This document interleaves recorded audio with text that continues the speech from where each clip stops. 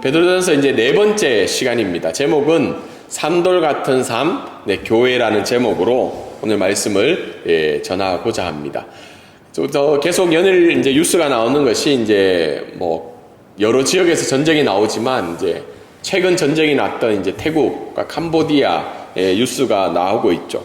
여러 이제 이야기들을 들어보면 이제 국경 분쟁이 이 전쟁의 원인이죠. 근데 이 국경 분쟁은 지금 일어난 분쟁이 아니라 이미 100년 전, 때로는 이제 태국 역사, 캄보디아 역사 가운데 100년 이상이 된 이 국경 분쟁으로 말미암아 일어난 일들이라고 합니다.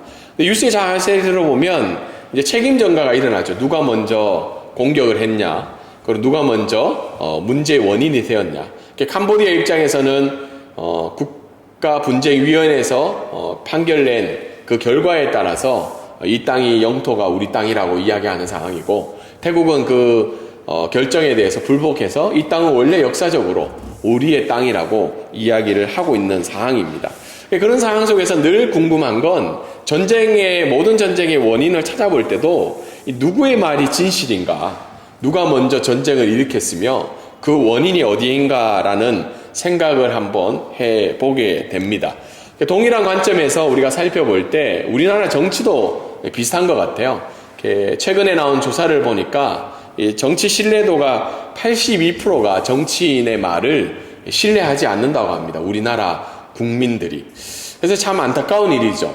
나라를 위해서 어쨌든 헌신하는 분들, 또 나라의 지도자의 역할을 하는 분들의 말을 신뢰할 수 없다. 이 말은 굉장히 이제 국가가 어려운 상황 가운데 있지 않을까 생각을 하는데, 더 안타까운 것은 매 4년마다 뽑는 국회의원들의 약 30%가 기독교인이라는 거죠.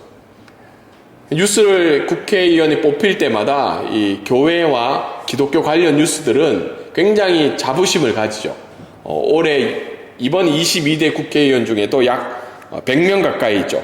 90 몇 명 정도가 기독교인이라고 합니다. 약 30% 정도죠. 그리고 21대 국회도 비슷했던 것 같아요. 제가 다른 종교도 보니까 불교는 생각보다 많지 않더라고요. 3, 40명. 기독교인이 가장 많은, 국회의원의 종교 중에 가장 많은 종교가 기독교라는 거죠. 근데 왜 기독교인이 많은 그 국회의 의원들의 말이 신뢰도가 가장 떨어지는가?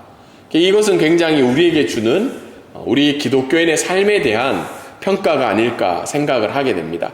오늘 그런 전체적인 의미에서 우리의 삶은 과연 신뢰받는 삶일 수 있는가? 우리의 삶은, 우리의 말과 믿음의 고백은 과연 하나님의 백성의 특징에 맞는 삶을 살아가고 있는가라는 질문을 던지게 됩니다. 계속해서 오늘 베드로전서 2장 말씀은 지난주에 우리가 베드로전서 1장 13절부터 25절까지 있었던 말씀이죠. 기독교인의 정체성 중에 가장 중요한 정체성 중에 하나가 뭐라고 했죠? 거룩함이었죠. 거룩함. 하나님의 백성의 정체성은 거룩함이라고 베드로는 이야기했는데, 그 말씀에 의해서 그러면 하나님의 백성의 삶의 특징을 구체적으로 어떻게 드러내고 있는가에 대한 말씀이 이어지는 말씀인 베드로전서 2장 1절부터 10절까지의 말씀이죠. 하나님 백성의 삶의 특징, 쉽게 이야기해서 오늘 메인 주제는 산돌 같은 삶이 하나님 백성의 삶의 특징이라고 오늘 말씀은 이야기를 할 수 있습니다. 오늘 이 주제를 가지고 한 2가지 정도를 크게 살펴보자고자 하는데요. 첫 번째 오늘 말씀 한번 같이 읽어보겠습니다. 자, 시작. 산돌 같은 삶은 하나님의 성품을 드러내는 거룩한 삶입니다. 오늘 읽었던 1절부터 8절까지 말씀을 잠시 살펴보면 이 거룩한 삶의 증거의 구체적인 것이 1절에 나와 있죠. 1절에 보면 모든 악독과 모든 기만과 외식과 시기와 모든 비방하는 말을 버리고, 이것이 거룩한 삶의 특징이며 산돌 같은 삶의 특징이라고 이야기하는데, 사실 이 말씀을 왜 이야기하고 있냐면 베드로전서 1장 22절에 나온 거룩한 삶의 증거 중에 하나인 이 사랑이었죠. 거짓 없고 뜨겁게 형제를 사랑하는 그 사랑을 위협하는 태도가 바로 1절 말씀이라는 거죠. 기만과 외식과 시기와 비방하는 말입니다. 그냥 이것은 단지 죄의 모습뿐만 아니라 우리가 추구해야 되는 거룩한 삶의 증거의 중에 하나인 이 하나님이 원하시는 그 사랑을 위협하는 태도가 바로 오늘 1절에 나온 말씀이라는 겁니다. 그리고는 반대로 그 위협하는 태도는 버리고 제거하고 하나의 또 다른 방향으로 추구하라는 말씀이 바로 2절에 나온 말씀이죠. 그것은 바로 신령한 젖을 사모하라는 말이죠. 하나님의 말씀을 사랑하라는 말인데, 여기에서 나오는 신령하는 말을 우리가 들을 때 뭐 여러 가지 해석을 할 수 있죠. 뭐 기독교 안에도 여러 가지 교파들이 있는데 오순절이 이 말씀을 들었을 때는 어떤 생각을 할까요? 신령한 말씀, 굉장히 성령의 역사적인 직통적인 하나님의 말씀을 생각할 수도 있고, 또 어떤 사람들은 자기의 신학에 따라서 이 말씀을 해석할 수 있는데, 근데 원어적인 의미로 살펴보면 신령한이라는 단어 중에는 논리적이고 합리적이라는 말도 포함이 되어 있다는 겁니다. 그러니까 하나님의 말씀은 단지 영적으로 어떤 특별한 계시적인 말씀으로 다가오는 것도 있지만, 우리에게 주신 말씀들을 문자적으로 또는 해석학적으로, 문맥적으로, 논리적으로, 합리적으로 하나님의 말씀을 사모하는 부분들도 있다고 오늘 말씀은 이야기하고 있습니다. 왜 신령한 젖을 사모해야 되냐면, 2절에 나온 것처럼 우리가 회심 이후에 하나님의 구원을 받았지만 넓은 구원의 의미인 성화의 관점에서는 우리가 계속해서 하나님의 말씀을 통해서 자라가야 되기 때문이죠. 그리고 계속해서 말씀이 이야기하는 것이, 그렇다면 산돌의 특징이 뭐냐? 산돌의 특징은 두 가지로 이야기하는 것이, 이 산돌은 예수 그리스도인데 사람들에게는 버림바가 되었지만 하나님께는 선택받은 예수 그리스도를 의미하고 있습니다. 다르게 얘기해서 예수 그리스도를 생각하고 반응하는 부분들이 극명하게 나와 있죠.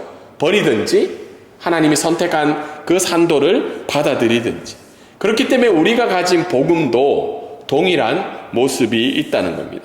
그리고 마지막으로 이야기하는 것이 6절부터 8절까지 그리스도의 삶의 구심점, 삶의 초석은 예수 그리스도, 그것이 바로 산돌 같은 삶의 특징이라고 오늘 말씀은 이야기를 하고 있습니다.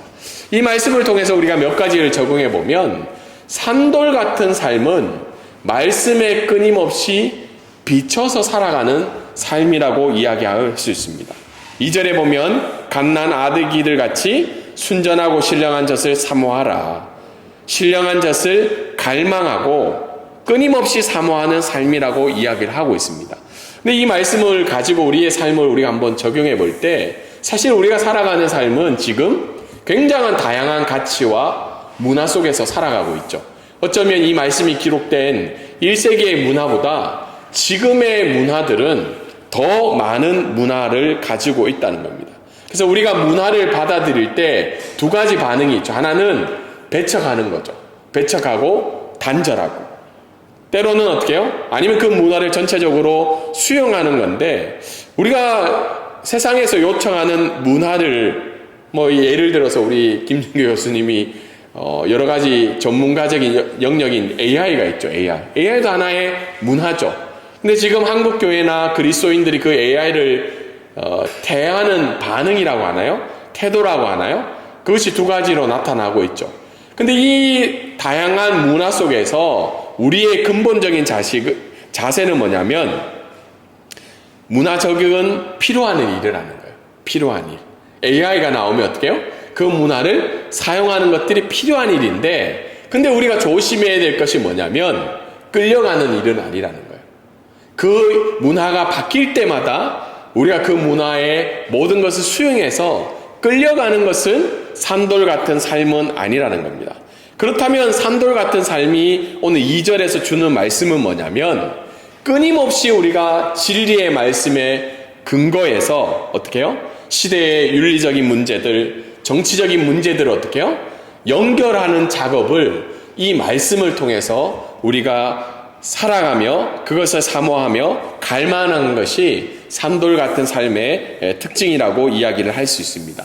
어제 이제 선교사님 세 분이 한 교회를 개척하는 예배를 드렸습니다. 그래서 거기에 이제 관계된 분이 계셔서 토요일 밤 저녁이지만 가야 하는 상황이었죠. 그래서 가서 이제 축하도 했는데, 뭐 뜻하지 않게 갑자기 태국 사람들이 예배를 드려서 통역을 하라고 해서 가서 또 통역을 하고 왔어요. 그래서 어제도 왜 하나님은 저에게 이런 일들을 자꾸 맡기실까? 하나님 좀 원망하는 일도 있었는데 아무튼 통역을 마쳤는데 그 중에 권면하시는 선교사님의 말씀이 기억이 나요. 그게 뭐냐면 그분이 하시는 일이 성경 66권의 주제를 외워서 훈련하고 가르치는 일들을 하고 계세요. 그분이 이제 권면하셨는데 교회가 살려면 성경 말씀을 먼저 가르쳐야 된다. 66권의 주제를 알고 외워야 된다. 뭐 이렇게 이야기를 하셨어요. 사실 첫 번째 반응은 또 저 얘기를 왜 거기서 하실까? 그냥 권면하시면 되는데 왜 본인의 사역과 이 교회 설립의 권면과 연결해서 선교사님들이나 아니면 가끔 이렇게 권면들을 보면 거기에 주제에 맞춰서 얘기하시면 되는데 꼭 이제 본인의 사역이나 이걸 연결할 때가 있어요. 처음에는 좀 제 마음 가운데 불편한 마음이 들었어요. 굳이 저 시간에 저 얘기를 하실까? 근데 제가 또 집에 와서 이 말씀을 저녁에 또 준비하면서 생각해 보면 결국은 그것이 조금 근본적으로 보이기도 하고 때로는 무식해 보이기도 하고 합리적으로 보이지 않지만 다양한 가치와 문화와 윤리가 우리에게 찾아올 때 그것을 어떻게 해요? 해석하고 그것을 결정하고 그것을 연결하는 작업은 결국 하나님 말씀으로 우리가 돌아가야 된다는 것을 깨닫게 되었습니다. 그래서 산돌 같은 삶은 우리가 문화에 잘 적응하고 문화를 잘 이용하고 잘 활용하는 부분도 필요하지만 더 우리가 나아가는 것은 그런 문화와 다양한 가치와 문화 속에서 끊임없이 하나님의 말씀에 비춰서 그것을 해석하고 연결하는 부분들이 필요하다는 겁니다. 두 번째, 오늘 첫 번째 말씀을 통해서 알는 것은 산돌이 중심에 있는 삶이 우리에게 하나님이 원하시는 산돌 같은 삶이라는 겁니다. 4절 말씀, 5절 말씀에 보면 이 말씀이 오늘 주는 어떻게 보면 메인적인 말씀인데요. 너희도 산돌같이 신령한 집으로 세워가라고 이야기하고 있다는 거예요. 산돌 예수 그리스도만으로 하나님의 말씀이 우리에게 준 것이 아니라 그 산돌을 본받아서 그 산돌같이 신령한 집으로 우리도 어떻게 해요? 세워져 가야 한다는 겁니다. 다르게 이야기해서 우리의 삶의 기초와 방향에 대해서 오늘 성경 말씀은 이야기를 하고 있죠. 오늘 적힌 대로 그리스도인의 삶은 성전 안에서 유일한 모퉁이 돌이 대신 예수 그리스도를 중심으로 하나의 돌로 놓아지는 것이 우리의 삶의 기초와 방향이라는 거죠. 근데 우리가 살고 있는 이 세상은 어떤가요? 무엇으로 기초가 되어 있나요? 제가 가끔 이렇게 정치인들이나 유명한 사람들이 쉽게 무너진 것을 볼 수가 있어요. 가끔 어떤 정치인들은 왜 저렇게 인생의 결론을 저렇게 결정을 내릴까? 그리고 최근에 뉴스에 나온 아들을 죽인 아버지가 있었죠. 혹시 뉴스 보셨나요?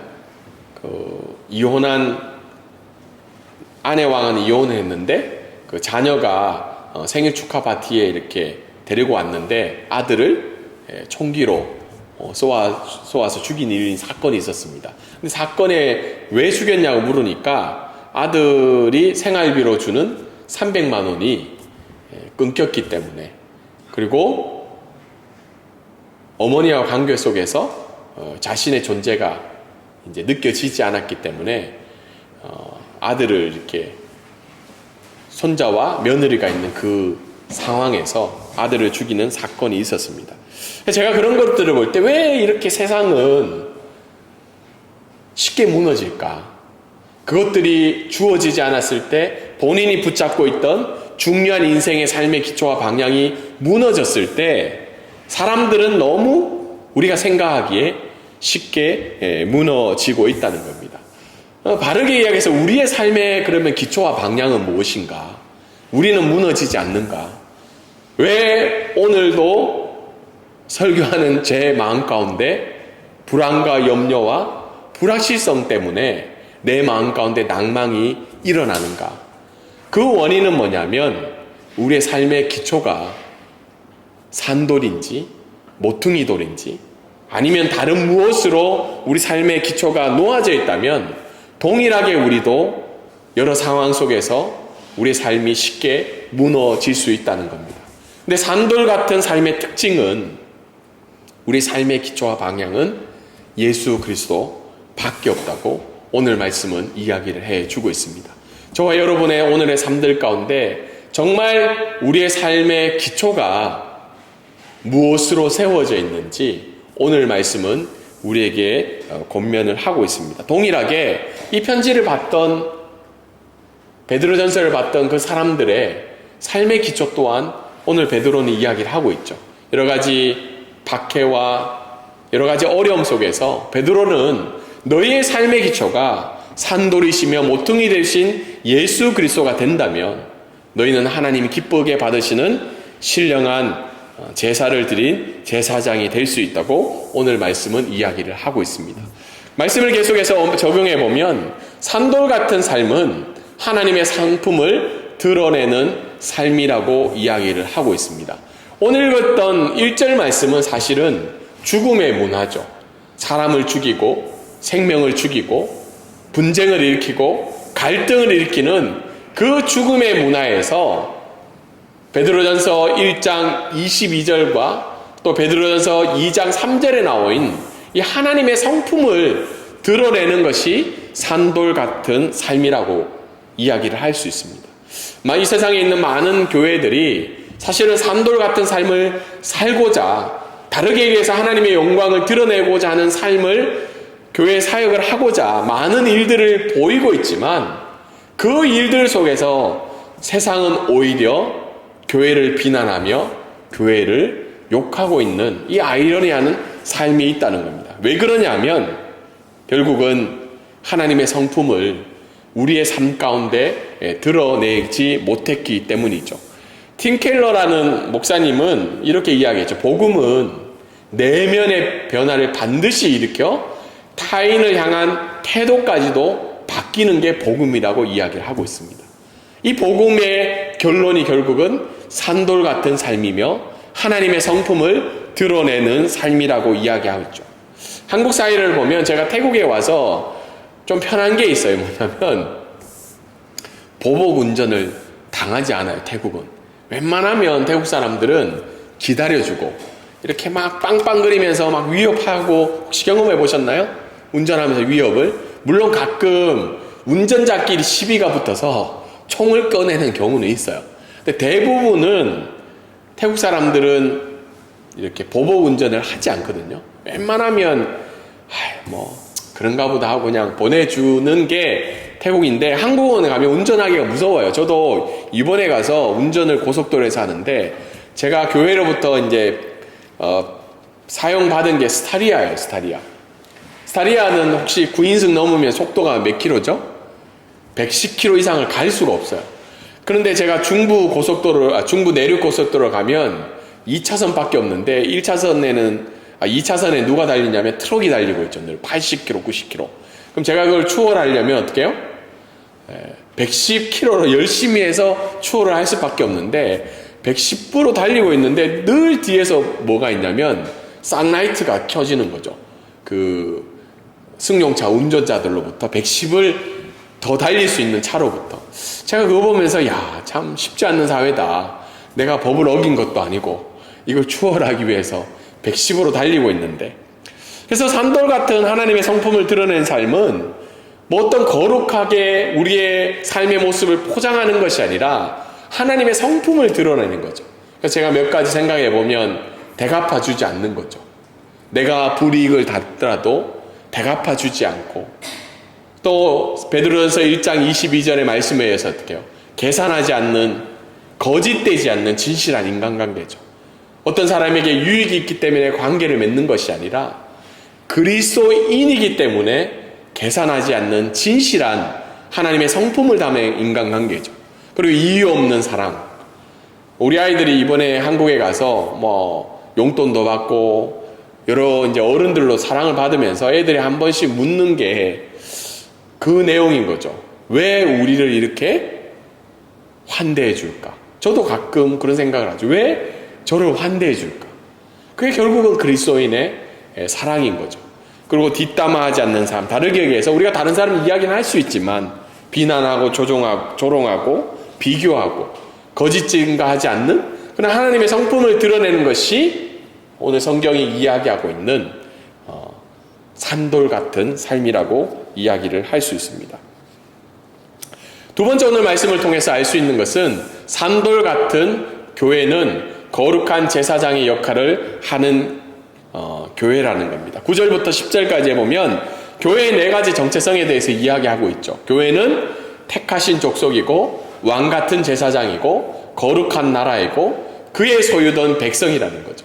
왜 사도 베드로는 1세기의 기독교인들에게 이 말씀을 이야기하고 있냐면 그 당시에는 기독교인이라는 이유 때문에 사회로부터 부끄러움을 굉장히 당하고 있었기 때문입니다. 그래서 그 당시의 핍박과 박해와 어려움 속에서 비방 속에서 살아가는 그 그리스도인들을 향해서 너희는 조롱받고 무시당하고 부끄러움을 당하는 존재가 아니라 택하신 족속이요 왕같은 제사장이요 거룩한 나라요 하나님의 소유된 백성이라고 하나님의 정체성을 교회의 정체성을 이야기해 주고 있습니다. 그러면서 그 교회의 선택의 목적은 어둠에 있는 자들에게 복음을 선포하기 위해서 너희들을 선택했고 그 선택의 근거는 뭐라는 거죠? 하나님의 긍휼이었다고 이야기를 하고 있습니다. 그래서 교회론이 분명한 산돌 같은 교회가 되어야 된다는 겁니다. 지금 사회로부터 많은 사람들이 교회를 비판하고 비난하고 위협을 가하고 있지만 실제적으로는 많은 교회들이 교회가 무엇인지를 놓쳐버리고 교회가 이루어지고 있지 않을까 그런 생각을 하게 됩니다. 교회란 무엇이냐면 하나님의 긍휼하심으로 선택받은 자들이 하나님 나라의 일부분으로 왕같은 제사장으로 거룩해야 하며 하나님께 속한 백성이 모인 공동체가 교회라는 거죠. 이 교회론을 잃어버릴 때 사회로부터 우리는 비상식적이고 잠재적 범죄 집단으로 오해도 받기도 하고 심지어는 극우 정치 집단이 바로 교회라고 오해를 받는 사회가 이 사회죠. 그렇지만 오늘 성경은 그것이 교회가 아니라 너희가 붙들어야 될 교회는 바로 9절에 나온 교회라고 오늘 우리에게 이야기를 해주고 있습니다. 그리고 오늘 말씀에 또 이야기하는 것이 교회는 거룩한 제사장이라는 거죠. 다문화와 다종교인 이 방콕 사회에서 우리가 해야 될 일들은 뭐냐면 이 한국 사회에서 해야 될 일은 하나님과 사회를 연결해 주는 것이 제사장의 역할인 거죠. 하나님께 제사를 드려오는 사람과 하나님과 연결해 주는 것이 제사장의 역할인 것처럼 이 세상과 어떻게 해요? 끊임없이 교회는 소통하며 이 문화와 끊임없이 소통하며 그것을 하나님의 말씀대로 변혁시키는 것이 바로 교회라는 겁니다. 그래서 교회를 다르게 이야기하면 다리 놓는 사람들이라고 이야기할 수 있죠.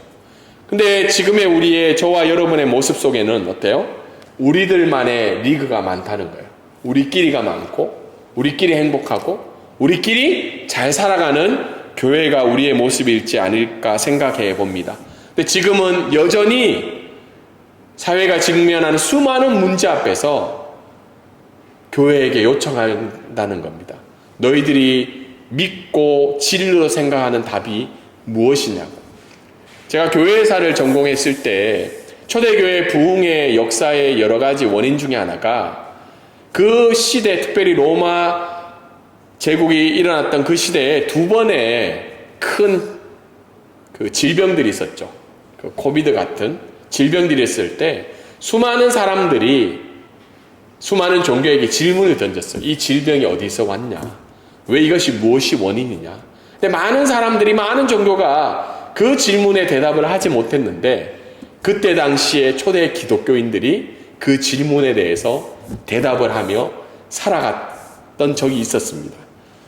동일하게 오늘도 우리가 직면한 이 수많은 문제 앞에서 때로는 공공신학의 범위 안에서 기독교의 윤리 안에서 우리가 하나님의 진리로 답변하며 이 세상과 다리와 같은 역할을 하는 것이 바로 거룩한 제사장인 교회이며 산돌 같은 교회의 모습이라고 생각합니다.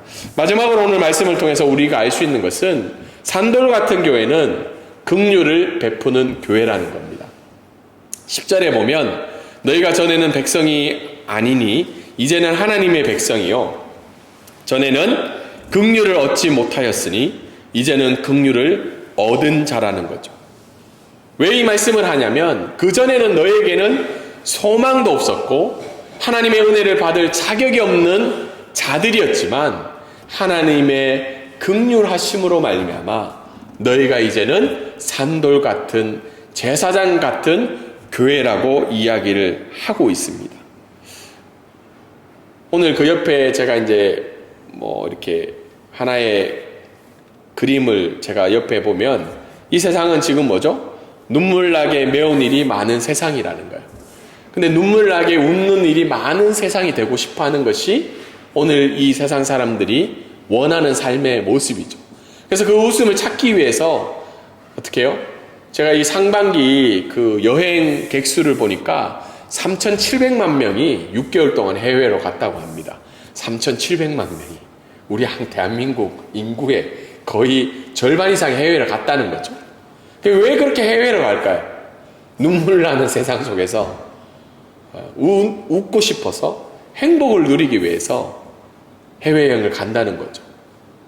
동일하게 교회가 만약 이 눈물 나는 세상 속에서 하나님이 주신 긍휼과 사랑과 환대로 이 세상의 아픔에게 다가가고 치유하고 그들과 함께 한다면 이 세상은 교회로 말미암아 웃는 일들이 많아지리라 믿고 고백하게 됩니다.